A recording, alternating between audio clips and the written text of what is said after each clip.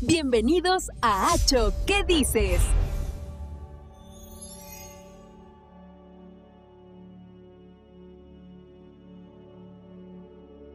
Hola y bienvenidos. Hoy nos vamos a meter de lleno en un documento fascinante. Es la historia de cómo se intenta construir un futuro, pues, sobre las cenizas de una guerra. Con ladrillos sí, pero también con una ideología muy potente y sobre todo con una escasez casi total. Para analizarlo, tenemos unos extractos de un texto llamado De barro y esperanza, la crónica de las 400, y vamos a intentar entender cómo se levantó de la nada un barrio obrero entero en la Cartagena de los años 40. Y no solo el cómo, sino el por qué. Es que para entender el por qué hay que imaginarse esa Cartagena de 1940. Es una ciudad rota por la guerra civil. La población obrera, pues, vive hacinada dentro de las murallas en unas condiciones Insalubres, ¿no? terribles, en barrios como el Molinete, que eran focos de enfermedades. La ciudad necesitaba aire, necesitaba expandirse hacia el norte, hacia una zona que llamaban el Almarjal. O sea que era una cuestión de supervivencia. Totalmente. Y ahí, justo en medio de esa necesidad, nace este proyecto. El nombre oficial era Barriada Obrera de los Cuatro Santos, pero todo el mundo lo llamó Las 400. Ese nombre popular tiene algo, no sé, como de leyenda. ¿De dónde sale? Pues de algo muy tangible y a la vez muy simbólico. El plan era construir exactamente 404 viviendas. Ah, vale. Por tanto, se iban a entregar 404 llaves. Imagínate lo que significaba eso para 404 familias. Esa cifra, redondeada a 400, se convirtió en la encarnación de la esperanza, de tener por fin una puerta que cerrar, un hogar. Entiendo. El nombre ya cuenta una historia de anhelo, pero esto no era un simple plan de viviendas. El documento insiste mucho en que había una carga ideológica enorme detrás.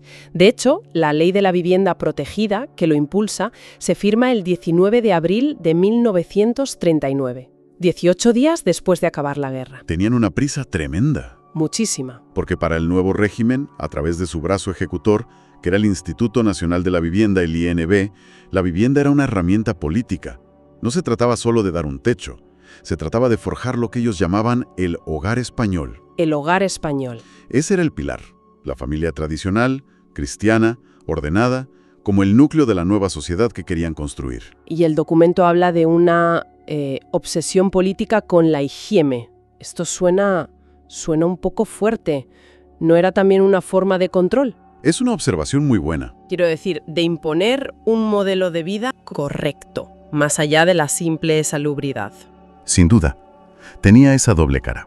Por un lado, la mejora sanitaria era real, era urgentísima, pero por otro, esa higiene se asociaba a un orden moral. Un hogar limpio era el reflejo de una familia sana, patriótica. Buscaban revitalizar la raza, como decían los textos de la época. Vaya.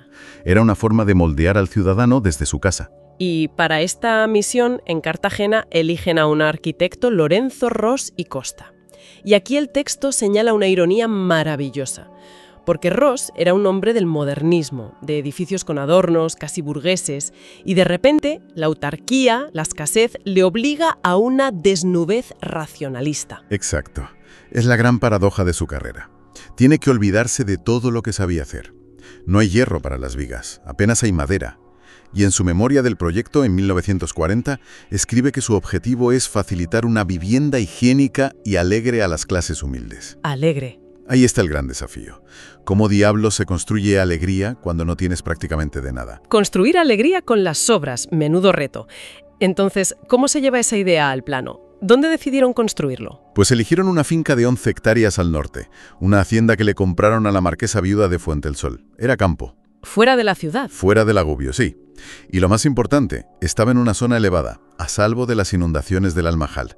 Un lugar seguro. Y el diseño que Ros plantea allí es una retícula. Muy ordenada, muy racional. Calles rectas, manzanas cuadradas. Me sorprende un poco. Con una crisis de vivienda así, yo habría pensado en construir en vertical. Grandes bloques para meter a más gente. ¿Por qué casitas bajas? Porque el objetivo no era solo alojar, era pacificar. Se buscaba explícitamente la paz social. evitando el hacinamiento que se asociaba a los problemas de los barrios obreros. Claro. La idea era dar a cada familia su propia puerta a la calle, su jardincito, una visión muy de poblado minero, una especie de ciudad-jardín para obreros. Vale. Y aquí es donde la cosa se pone de verdad interesante. El texto detalla los tipos de vivienda, con letras. El modelo B, la vivienda mínima. La más común, sí. Una sola planta, unas 17.400 pesetas.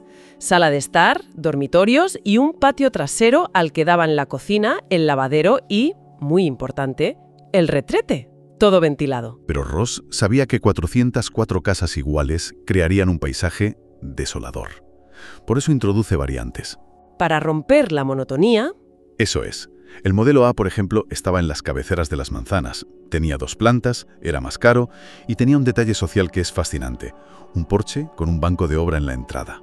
¡Qué detalle! Un banco en la puerta. Es como si el arquitecto estuviera diseñando la conversación, no solo la casa. Totalmente. Una invitación a la tertulia, a la vida en la calle. A la vida comunitaria. Exacto. Y luego están las genialidades que surgen de la necesidad, como el modelo B1, que no estaba en el plan original. Una improvisación. Una solución sobre la marcha. Se necesitaban viviendas en las esquinas y decidieron superponer 2, pero con accesos independientes. A la de arriba se sube por una escalera exterior, adosada a la fachada. Así que las he visto. Un rasgo muy mediterráneo. Muy de pueblo costero, sí, y le dio una identidad visual única. Ross se negaba a renunciar a la estética, ¿sabes? Proyectó pequeños arcos, pérgolas, los jardines, quería que cada familia sintiera que su casa, aunque humilde, era especial. Claro, los planos son una cosa, pero construir esto en la España de 1941 debió de ser una pesadilla. El autor del texto lo llama una odisea.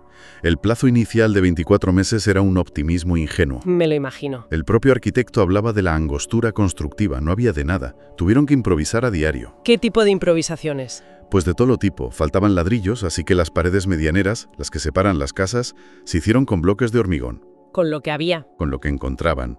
Los suelos, que iban a ser de cemento pulido, se acabaron haciendo con baldosines hidráulicos. Los peldaños de las escaleras, de piedra artificial. Es increíble. Es la definición de arquitectura de supervivencia. Totalmente. Pero lo admirable, y el texto lo subraya, es en qué no cedieron. Se empeñaron en que los muros exteriores fueran de mampostería de 40 centímetros, casas robustas. Y sobre todo, el gran lujo, la gran revolución. A ver, sorpréndeme. Las 404 viviendas, todas, iban a tener agua corriente, electricidad y un pequeño aseo con ducha. Espera. En la Cartagena de los 40, con problemas crónicos de agua, dar a 400 familias obreras agua corriente y una ducha en casa, Ni más ni menos. eso no es un detalle. Eso es una revolución social. Puedo imaginarme la reacción de la gente. Eso lo cambia todo. Cambiaba la vida por completo. Era un salto cuántico en dignidad. Pero claro, esa calidad y las improvisaciones, Tuvieron un coste. pues sí. El proyecto se retrasó muchísimo y el presupuesto se disparó. El coste final fue un 12% superior a lo previsto. Una barbaridad para la época. Y finalmente llega el día, mayo de 1945. Se entregan las llaves. El documento lo describe como un gran acto de propaganda. Vinieron altos cargos, se plantaron flores, se pusieron bancos. Un día de fiesta para esas familias, muchas de la Naval, de Bazán. Y en ese momento el sueño parecía completo. Pero la ley que amparaba estos proyectos preveía algo más. La idea era crear barrios autosuficientes, pequeñas ciudades. Y el proyecto original del ayuntamiento para las 400 era increíblemente ambicioso. ¿Qué más tenía que haber? Pues incluía una iglesia, 2 escuelas, una para niños y otra para niñas, un mercado cubierto y un hogar del productor que era como un centro social y sindical. Estaba pensado para funcionar de forma autónoma, Exacto. pero intuyó que esta parte de la historia no acaba bien. No acaba bien. En 1947, con los planos de todo esto ya dibujados, con el presupuesto asignado, llega un telegrama de Madrid, frío y tajante, ¿Y qué decía? que el Instituto Nacional de la Vivienda, por limitaciones del Ministerio de Hacienda, cancelaba todos los préstamos adicionales. O sea que el barrio nació cojo, incompleto. Exactamente. El ayuntamiento no podía asumir ese coste, así que tuvo que renunciar a todo.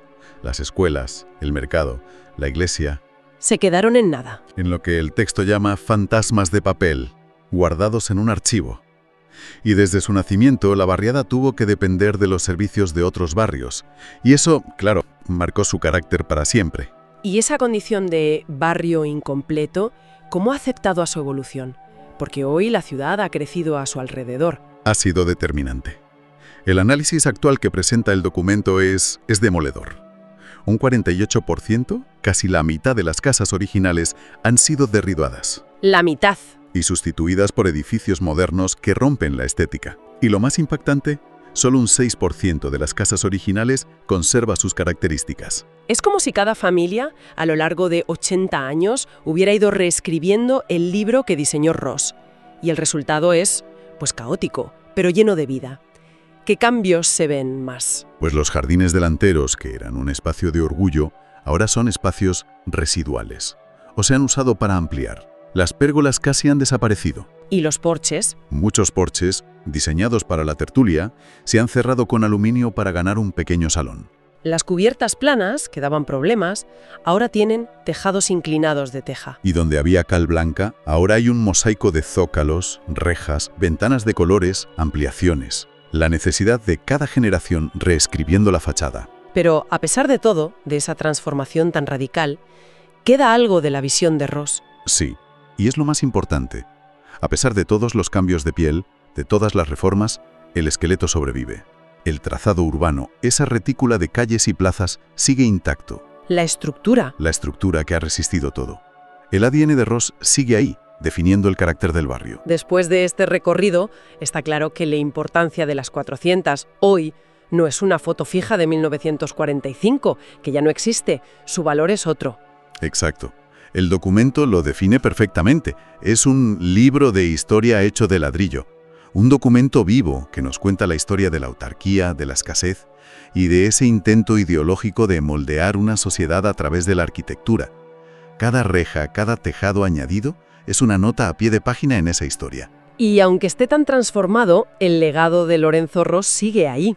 Se percibe en la escala humana, en la anchura de las calles, en esos pequeños detalles que han sobrevivido, como un arco o una escalera solitaria. Son testimonios de esa búsqueda de dignidad en los tiempos más difíciles. Y esto nos deja con una reflexión final que el texto plantea de forma muy inteligente.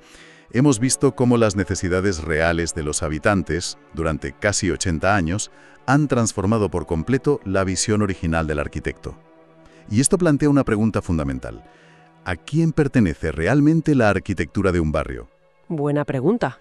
¿Pertenece a la visión de su creador, que busca una armonía, un orden, o pertenece a las vidas de las personas que lo habitan, que inevitablemente lo adaptan, lo modifican y a veces lo desfiguran para que sirva a sus necesidades? Es una tensión que sigue muy viva en todas nuestras ciudades.